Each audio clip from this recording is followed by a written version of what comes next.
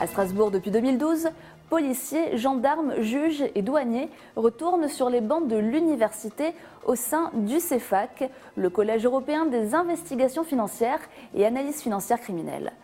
Objectif : former des équipes pluridisciplinaires afin de lutter contre la criminalité organisée via l'investigation financière. Les cibles, les organisations criminelles qui amassent des fortunes colossales et dont la capacité à corrompre est alors maximale. La Commission européenne a évalué à 120 milliards par an le coût de la corruption au sein de l'Union européenne. Les investigations financières, si elles étaient systématisées, permettraient d'endiguer et contrôler ce phénomène tout en luttant contre le crime organisé.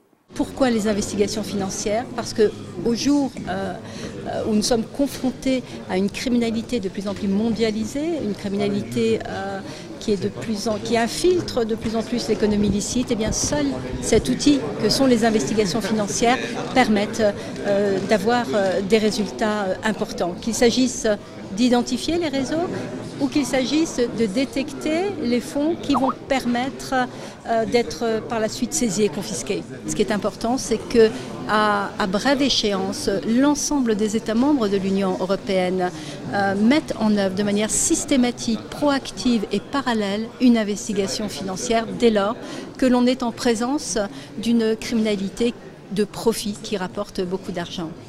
Nous avons travaillé sur un certain nombre d'hypothèses. Le colloque va nous permettre de vérifier que ces hypothèses pourront être mises en place et d'en faire un cahier de doléances, enfin de recommandations à la Commission européenne.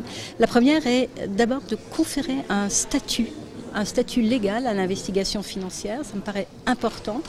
Ensuite, nous proposerons de créer une cellule de renseignement financier à l'échelle européenne qui va être en mesure de collecter l'information, de l'analyser pour la transformer en renseignements à destination des cellules de renseignement financier européennes et de manière à ce qu'elles puissent après les transmettre aux autorités de justice. C'est vraiment très très important de transformer ce renseignement qui ne peut pas être utilisé comme preuve, de le transformer pour pouvoir servir de preuve dans le cadre d'investigation.